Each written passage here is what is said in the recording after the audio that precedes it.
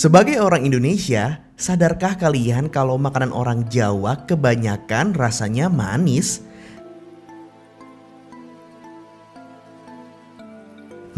Kenapa ya? Orang Jawa identik dengan rasa manis?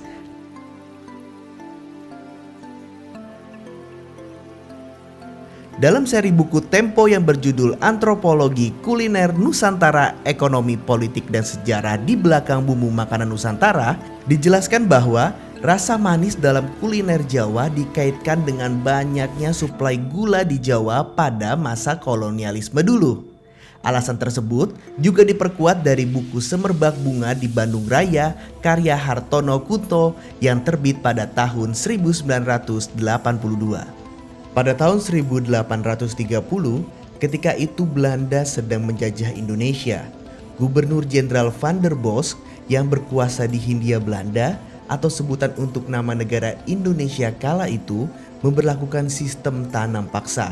Tanam paksa yang diberlakukan Van der Bosch yang bertujuan untuk mengisi kas Belanda yang kosong karena terkuras oleh perang berkepanjangan melawan Pangeran Diponegoro dan pasukannya, atau yang terkenal dengan Perang Jawa The Java Oorlog yang berlangsung pada 1825 sampai 1830. Perang berkepanjangan itu merugikan pihak Belanda hingga tercatat ada 200.000 orang di Jawa yang tewas dalam peperangan.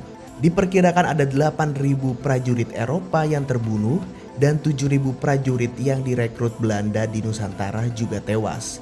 Ditambah lagi, Belanda harus menanggung kerugian material sebanyak 20 juta gulden. Perlawanan Pangeran Diponegoro dan pasukannya sungguh menguras kas negeri Ratu Wilhelmina saat itu. Dalam rangka mengganti seluruh kerugian yang dialaminya, Belanda mencari cara dengan melakukan kebijakan tanam paksa di wilayah jajahannya. Dalam kebijakan tanam paksa itu, petani diwajibkan menanam tanaman untuk komoditas ekspor yang bernilai jual tinggi di pasaran, seperti tebu, kopi, dan teh. Saat itu Belanda memaksa petani di Jawa Barat atau orang Sunda untuk menanam teh. Pada abad ke-19, daerah Priangan dipenuhi oleh perkebunan teh, sehingga daerah itu maju dan terkenal dengan produk tehnya. Tapi sayangnya kompeni Belanda saat itu menipu rakyat Priangan.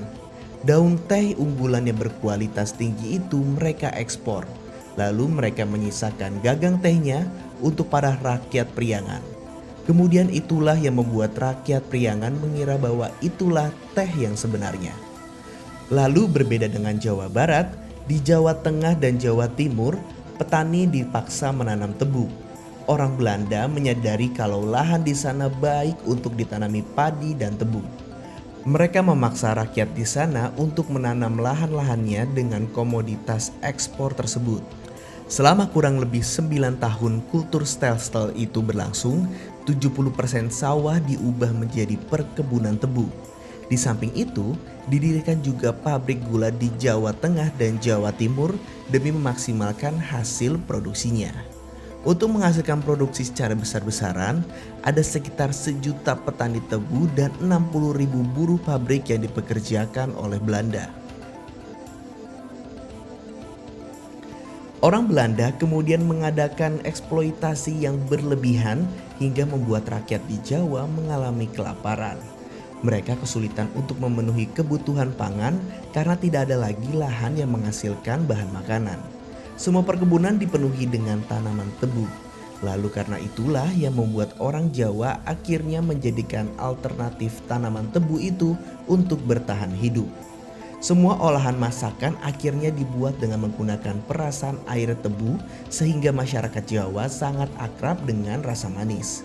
Tanam paksa oleh Belanda dihapus pada 1870 dan bisnis gula beralih ke swasta Belanda, orang Tionghoa, dan raja-raja Jawa. Keraton memiliki kemakmuran dari pabrik gula yang dimilikinya. Pada 1930, bisnis gula mulai meredup karena krisis ekonomi. Namun ternyata kemakmuran yang diperoleh dari bisnis gula telah merubah gaya hidup para priai keraton. Salah satunya dalam selera kuliner. Mereka kaum bangsawan telah terbiasa mengkonsumsi makanan-makanan manis. Mudahnya pasokan gula di Jawa kala itu menjadikan rasa manis lebih dominan pada masakan-masakan Jawa hingga sekarang ini. Dan begitulah kisah dibalik mengapa masakan Jawa rasanya manis. Karena dulu Jawa adalah penghasil tebu terbaik di dunia. Para pencari fakta, apa pendapat kalian? Tulis komentar di bawah, jangan lupa like dan subscribe. Salam mencari fakta.